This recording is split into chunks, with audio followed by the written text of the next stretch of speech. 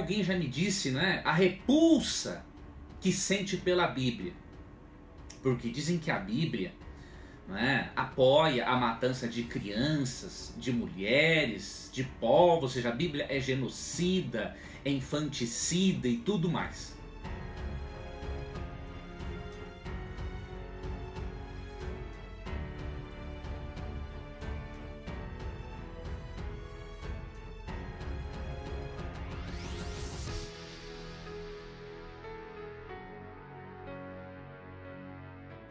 Moisés intercedeu muito pelo povo e Deus perdoou muito esse povo. Mas chega um momento, querido amigo, querida amiga, que o amor de Deus, mesmo sendo infinito, tem uma paciência com limite. Existem limites. Se não existissem limites, existiria libertinagem e não liberdade. E por ultrapassarem tais limites, Deus teve que destruir civilizações antigas por meio do povo de Israel. Esta é a última parte da lição a qual quero me deter um pouco mais e que leva muitos a quererem justificar, diríamos assim, até alguém já me disse, né, a repulsa que sente pela Bíblia. Porque dizem que a Bíblia, né, apoia a matança de crianças, de mulheres, de povos, ou seja, a Bíblia é genocida, é infanticida e tudo mais. Só que eu posso garantir para você que não é assim. E que as pessoas que afirmam isso, elas não sabem o que estão dizendo.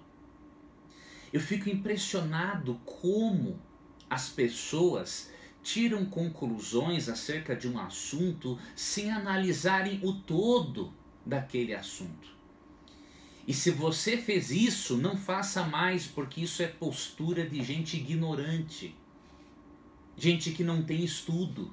Ou que teve estudo e o estudo não adiantou em nada. Há pessoas que não têm estudo, mas não são ignorantes. Elas sabem ler. Elas sabem ler algo no contexto para não inventar um pretexto e tirar as conclusões certas a respeito de um texto. Bom, você deve estar pensando o seguinte: por que então?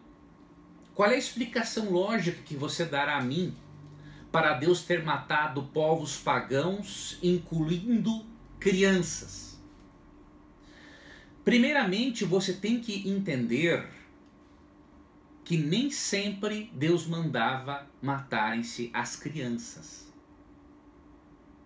Em alguns momentos sim, e em outros momentos não. Por exemplo, em Números 31:17, Deus disse que ao eliminar-se aqueles povos, eliminasse também as crianças. Agora, quando você vai para Deuteronômio 20, versos 13 e 14, você vê um momento, uma ocasião, em que Deus ordena poupar certas crianças. E eu já vou lhe explicar porque algumas eram poupadas e outras não. Tá? Deuteronômio 20, versos 13 e 14. E o Senhor teu Deus a dará na tua mão, e todos os do sexo masculino que houver nela passarás a fio de espada. Mas as mulheres e as crianças e os animais e tudo o que houver na cidade, todo o despojo tomarás para ti, e desfrutarás o despojo dos inimigos que o Senhor teu Deus te deu. Então veja, os do sexo masculino eram mortos, e as mulheres, inclusive crianças e animais, em certas ocasiões eram poupadas. Por que em algumas ocasiões eram poupadas ou noutras não? A resposta é simples. Dependia do grau de depravação no qual se encontravam aquelas crianças. Eu não sei se você sabe, mas Deus deu 4 gerações para que esses povos pagãos se arrependessem. E o que eles faziam? Eles faziam muitas coisas. Eu até vou ler para você na Bíblia. Mas só para começar, eles praticavam a prostituição cultual e o sacrifício de crianças. Tá? O sacrifício infantil era uma prática muito comum entre aqueles povos e Deus abominava isso. Tá? Esse foi um dos motivos que levou Deus a destruí-los. Só que Deus não os destruiu por meio de Israel de uma hora para outra. Deus deu tempo de oportunidade. E aqui está um outro trecho bíblico que os ignorantes, que dizem que sentem repulsa pela Bíblia, não leem contextualmente antes de tirar uma conclusão. Aqui em Gênesis 15, verso 16, lemos o seguinte: na quarta geração tornarão para aqui os descendentes de Abraão, porque não se encheu ainda a medida da iniquidade dos amorreus. Veja, apesar deles estarem praticando iniquidades, a medida ainda não atingiu o topo. E Deus ainda iria dar mais 4 gerações de oportunidades para eles. Para alguns teólogos, 4 gerações seriam 40 anos e para outros seriam 400 anos, que é o mais provável que seja. Então Deus deu cerca de 4 gerações de oportunidades para que eles parassem com a prostituição cultural e idolátrica e parassem com sacrifícios infantis. Deixa eu ler para você um trecho do comentário bíblico Adventício Sétimo Dia a respeito desse assunto. Está aqui na página 313, comentando o verso aqui, parte do verso 16 de Gênesis 15. Ó. Havia 2 razões fundamentais para a aparente demora no cumprimento da promessa divina em dar a terra aos israelitas. Em primeiro lugar, levaria tempo para os descendentes de Abraão se multiplicarem, a ponto de serem capazes de tomar a terra. Em segundo lugar, preste atenção nisso aqui, o amor e a justiça divina reclamavam para os amorreus um prolongamento de seu tempo de graça, para que eles ou outras pessoas não acusassem a Deus de injustiça e parcialidade quando chegasse o tempo para que fossem destruídos e sua terra fosse tomada. Em outras palavras, os hebreus não estavam prontos para possuir a terra e Deus não estava pronto para desapossar os amorreus, porque a medida da iniquidade deles não atingiu o topo. Há um grau de iniquidade fixado que as nações não podem ultrapassar sem incorrer nos juízos de Deus. A profundidade da depravação e degeneração moral a qual os povos de Canaã haviam chegado na época de Moisés é revelada pela literatura mitológica desses povos, descoberta há algum tempo. Ela descreve seus deuses como seres cruéis e sanguinários que se matavam e se enganavam uns aos outros e cuja imoralidade era inimaginável.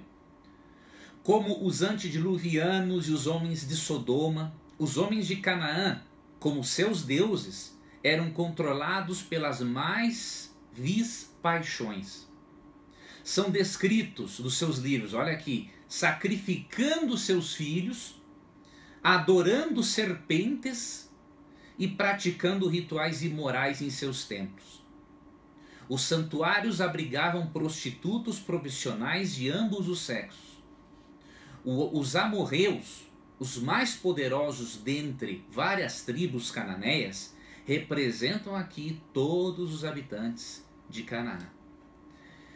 Então, querido amigo, não foi por falta de oportunidade que os cananeus e outros povos morreram. E não foi à toa. Se você ler Levítico 18 e Levítico 20, você vai se escandalizar. Eles não faziam apenas isso. Veja, eu disse apenas, né? Sacrifício infantil e prostituição cultural. eles mantinham relações sexuais com os próprios filhos e avós com os próprios netos. Então eu vou lhe mostrar esses 2 capítulos bíblicos para você nunca mais falar besteira sobre a Bíblia, sem antes lê-la corretamente, ok? Levítico 18 e Levítico 20. Vou ler aqui um dos capítulos, tá? Vou ler Levítico 18 e depois você pode ler o 20. Em Levítico 18, primeiramente no verso 24, só para nós entendermos melhor, vou ler aqui na Nova Tradução na linguagem de hoje. Diz assim, ó: E Deus disse ao povo de Israel: não façam nenhuma dessas coisas, pois vocês ficarão impuros, como ficaram impuros os povos que eu vou expulsar da terra que vai ser de vocês. Os pecados daqueles povos fizeram com que a terra onde eles moravam ficasse impura. Por isso eu castiguei aquela terra, e ela está expulsando os seus moradores. Em algumas traduções está vomitando os seus moradores. Agora, o que Deus não queria que eles fizessem e que os povos pagãos fizeram? Por 4 gerações, Deus dando oportunidades para eles. Vamos lá. Deuteronômio capítulo 18, verso 3. Não sigam os costumes do povo do Egito, onde vocês moravam, nem os costumes do povo de Canaã, a terra para onde eu os estou levando. Não vivam de acordo com as leis desses povos. Agora segure-se na cadeira. Não tenha, verso 6, não tenha relações sexuais com uma mulher que seja sua parenta. Não tenha relações com a sua mãe. Olha o que eles faziam. Isso seria uma vergonha para o seu pai e também para a sua mãe. Verso 9, não tenha relações com sua irmã, seja por parte de pai ou somente por parte de mãe ou somente por parte de pai. Olha o verso 10, que coisa abominável. Não tenha relações com a sua neta. Continua valendo o argumentozinho ateu de que Deus é sanguinário no Antigo Testamento? É destruído por completo, com uma breve análise da Bíblia. Não tenha relações com a sua neta, isso seria uma vergonha para você. Verso 11, não tenha relações com a sua irmã por parte somente de pai. Olha o verso 13, não tenha relações com a sua tia. Verso 16, não tenha relações com a sua cunhada. Verso 15, não tenha relações com a sua nora. Veja o nível de depravação desse povo, e Deus tolerou-os por 4 gerações. E você vai me dizer que o Deus do Antigo Testamento não é amor? Só quem desconhece a Bíblia para fazer uma afirmação dessas mesmo. Outro texto, verso 21. Nenhum pai deverá entregar o filho ou a filha para servir o deus Moloque. Isso seria profanar o santo nome do Senhor, o santo nome de Deus, o Senhor, porque eles matavam, sacrificavam os filhos. Olha o verso 23. Ninguém, homem ou mulher, deverá ter relações com um animal. Isso é uma imoralidade e a pessoa fica impura. Então, por cerca de 4 gerações, Deus tolerou as piores barbaridades, dando tempo para que esse povo se arrependesse, porque a medida da iniquidade deles ainda não tinha atingido o seu topo. Em alguns casos, as crianças eram poupadas porque elas não estavam naquele nível de depravação dos pais.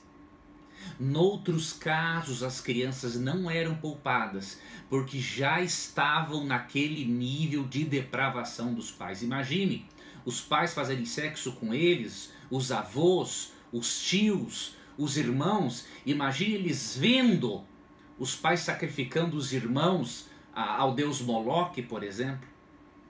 Então, para falar mal da Bíblia, a pessoa deveria, no mínimo, conhecer o contexto geral e amplo das Escrituras. A pessoa não deve sair por aí tagarelando, falando mal do Antigo Testamento, dizendo que a Bíblia é genocida, né? Que a Bíblia é racista, e seja lá o que for. Não, a Bíblia não tem nada disso. Se você estudá-la contextualmente, você verá que Deus fez tudo o que podia ser feito para ajudar aqueles povos. Mas aqueles povos se tornaram uma gangrena moral. E o médico divino precisou amputar aquele membro para que o resto do corpo não fosse destruído também. Então Deus é amor e Ele também é justiça. Você precisa ter esses dois aspectos do caráter de Deus em sua mente, do contrário você compreenderá muito menos ainda quem é o Deus Criador.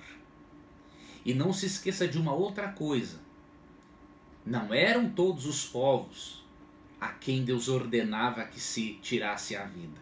Se você for para Deuteronômio 7, verso 1 e capítulo 20, versos 10 a 18, você vai ver que são nações específicas que praticavam essas aberrações. Outras que não praticavam essas aberrações eram totalmente poupadas.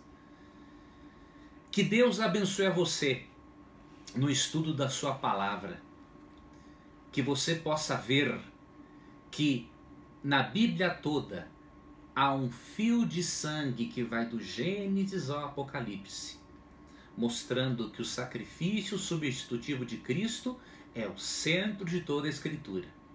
Mas que também você se lembre que o juízo de Deus sobre os povos cananeus é apenas um pequeno exemplo do juízo que Ele executará quando Jesus voltar.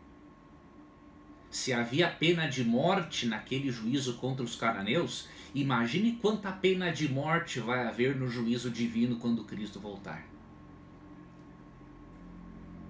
Então pare de querer entender a Deus pensando apenas num aspecto do caráter dele, porque aí você vai entendê-lo muito menos do que deveria. Nós já não entendemos a Deus, imagine você, que só quer ficar com a parte, ai, Deus é amor, Deus é bonzinho, Deus é sim e coisinha e tal. Por favor, amadureça, estude a Bíblia e aceite-a completamente como ela se apresenta, porque de acordo com 2 Timóteo 3,16, toda a Escritura é inspirada por Deus e útil para o ensino, para a repreensão, para a correção e para a educação na justiça.